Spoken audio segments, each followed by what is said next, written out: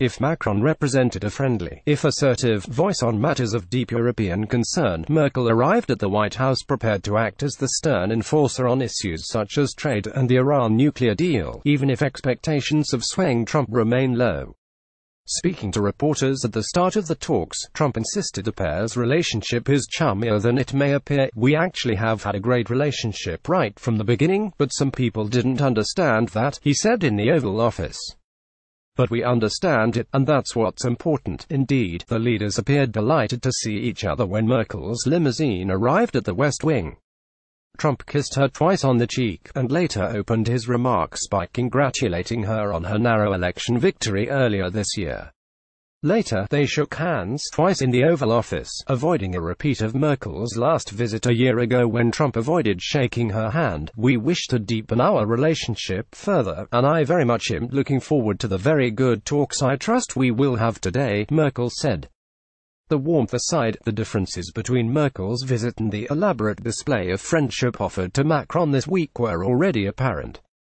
Macron was treated to a military welcome, hours of talks, 2 dinners with Trump and his wife, and an opera performance. Merkel, meanwhile, is coming just for lunch. Some officials in Berlin had hoped Merkel might be treated to a grander welcome, but are pressing forward with what is on offer. Merkel and Macron coordinated their approaches toward Trump before departing for Washington, according to aides. They are both pushing Trump to back off threats to scrap the Iran nuclear deal and soften his approach on trade. But unlike Macron, who participated with the US in coordinated airstrikes on Syria earlier this month, Merkel doesn't have a major piece of teamwork to tout. Like all leaders in countries where Trump remains deeply unpopular, she faces a balance in how much to embrace Trump, and how much to scold him. Over the course of the rocky 15-month relationship, Merkel has largely gravitated toward the scolding. Shortly after he entered office, she explained the Geneva Convention to him over the phone after he ordered a ban on US entry from certain Muslim-majority countries.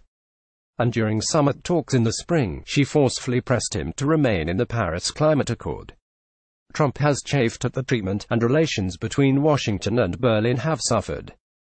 The two leaders went more than 5 months without a phone call earlier this year, an extraordinary silence that would have been unthinkable during the years when Merkel was the closest US ally in Europe.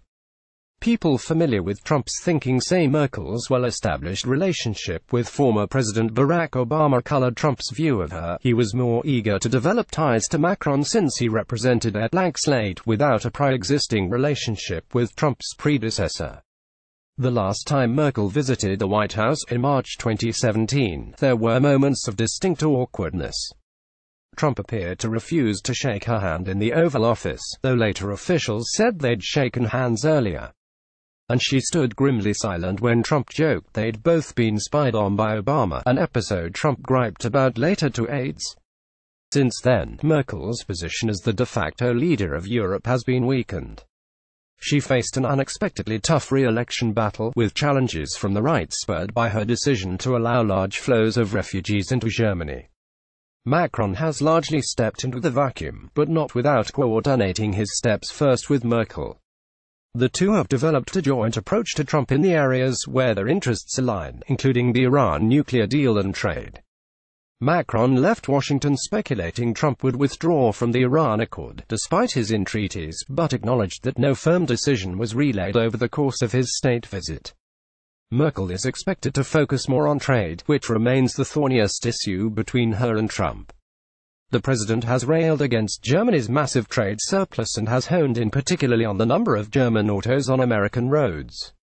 The tariffs on steel and aluminum that he applied last month were meant as a remedy. Merkel will press Trump to extend the exemption he gave to European Union, which expires May 1, also likely to arise as Germany's failure to meet NATO's recommendation it spend 2% of GDP on defense spending, another bête noire for Trump, who has regularly offered a confused viewpoint on the NATO payment structure but nonetheless remains insistent that Germany up its spending.